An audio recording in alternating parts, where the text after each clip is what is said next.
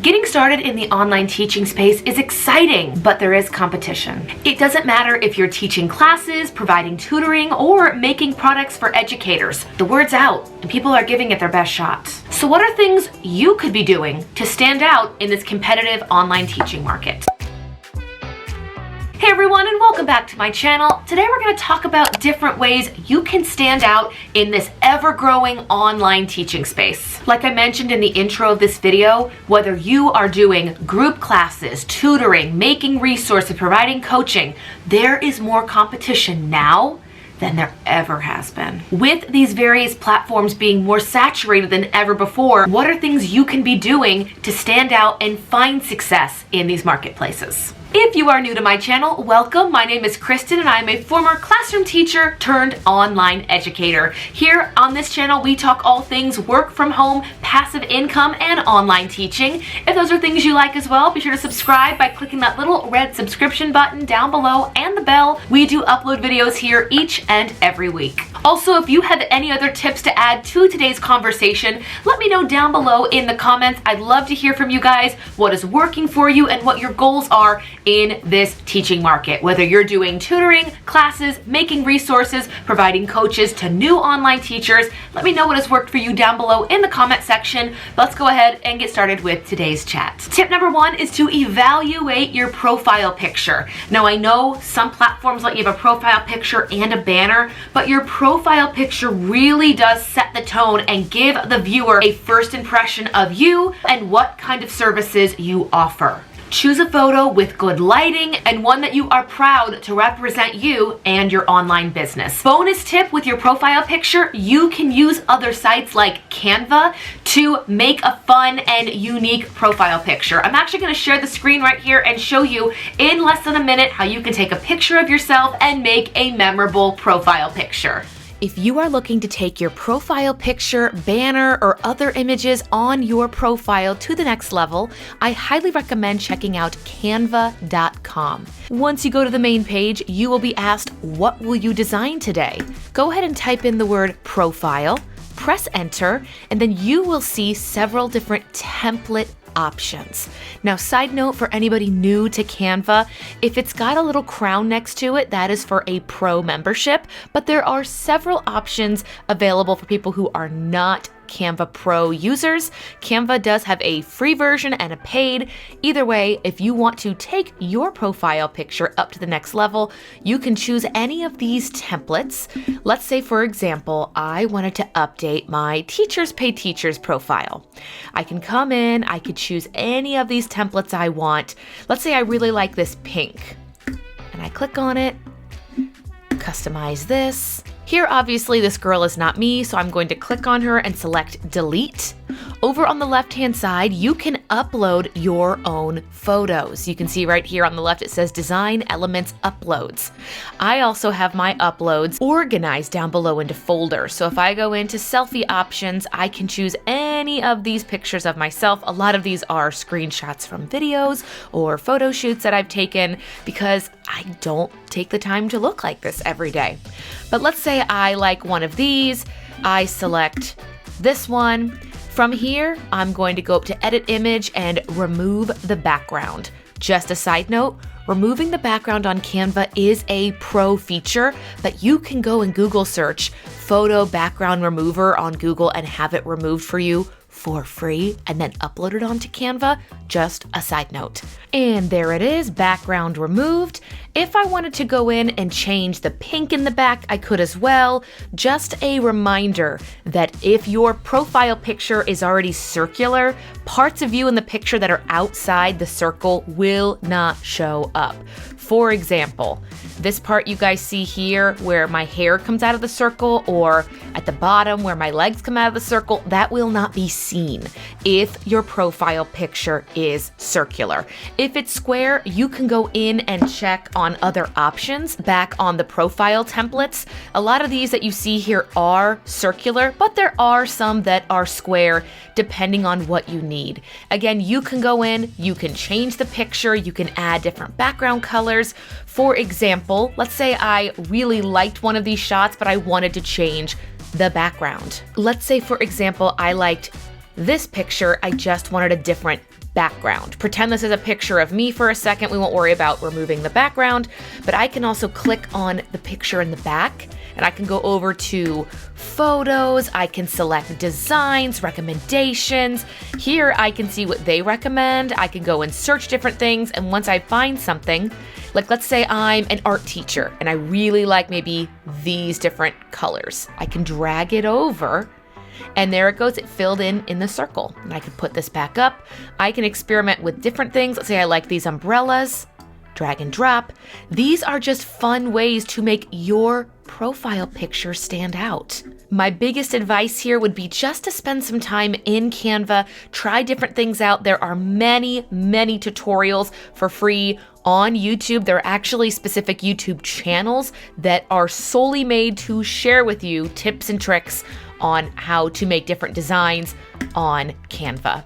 And lastly, if you are like me, who has an additional Teachers Pay Teachers store with the option to have banners at the top and little widgets that you can click on down below at the bottom, you can go into Canva as well. You can design either a GIF or a banner that matches these dimensions and add it to your profile. With there being several different platforms for teachers in terms of profiles and banners, I won't put any specific things here in this video, but if you were, for example, a Teachers Pay Teachers seller, you can look up the dimensions of this banner, this GIF, and you can make your own designs to, again, make your profile stand out among the others. There we go. Tip number 2, make sure your camera battery doesn't die. I think we're good. Tip number 2 is actually to offer diverse or unique classes or products. There is a note I took in a business class that said, if you want to be successful, try being first, the best, or different. Well, we aren't first anymore. I know for me, I am certainly not the best, so my best bet here is to be different. And this is a tip I would give to you guys as well. We already mentioned in the beginning of this video that these are already more saturated marketplaces. Being different is the best way for you to stand out. Whether it's a unique spin on a class or a unique spin on a product, what are ways you can get creative? And again, these are not get-rich-quick schemes here. Being able to be creative, take time, make quality products or classes that are memorable to the people who purchase them really is the way to stand out in these marketplaces now. Also, offering unique products or classes to your learners or buyers is a way for them to get to know you. Chances are you'll show up higher in search results on these various sites if you do have unique spins on things. For example, if I was teaching a second grade math class online, how could I spin that math class to either be maybe seasonal, have a game aspect, just something that makes it stand out from the multitude of other second grade math classes that might be available on those platforms as well. And tip number 3 to stand out is something I tell new teachers all the time, and it is try to offer your classes as often as possible. For being honest, we all have 24 hours in a day. We can't get more, we can't get less. So the best chance for your classes to show up and be found by learners is offering them when there is not as much competition. Right now, that's usually evenings and weekends. If you can give those times up, even just for a little bit, to get some clients, to get some reviews, to get some classes under your belt, I highly recommend giving it a try. When I first got started in the online space, I was a classroom teacher, just to note, but I would teach 5:30 a.m. to 7:30 a.m., go teach a full day, come home, have dinner with my husband, and then I would teach again in the evenings, because those were the times, A, that I could afford, and B, that had the best chance of being booked by learners. And when it comes to making products in the online space, I wrote quickly, I know you're not scheduling specific times for products like you would a class meeting time, but what if your store had new products going live every Monday? Then your followers and buyers would know, hey, Kristen posts to her TPT shop every Monday, and I could also include that in my email list and my notes to sellers. So try offering either classes as much as possible, or if you're making products, can they go live on a specific day? Just things to consider.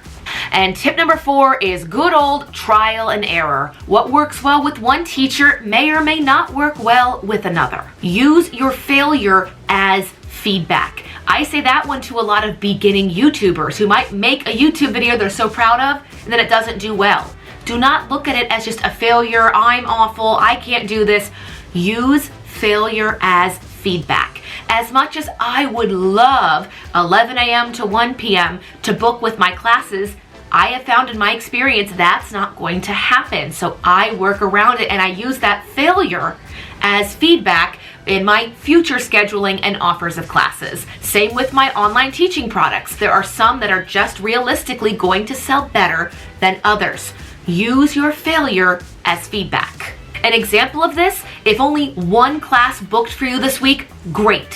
What was the class? What was the time? What was the age group? Try again next week, see what happens. I would never tell an online teacher to judge their schedule or their worth as a teacher ever based off of 1 week, because you never know what's going on with people's schedules. So give yourself time, learn from mistakes, see what's working and what's not working. And the same thing goes for products. If only one item sells in your shop this month, great. What was the item? What was the grade? Could you do something similar? Again, trial and error, patience, and consistency. But you guys, that is it. Those are my top tips to stand out in the online teaching market. Just a quick recap of what we talked about. Your profile picture, your banner, how can you make them stand out to make a good first impression?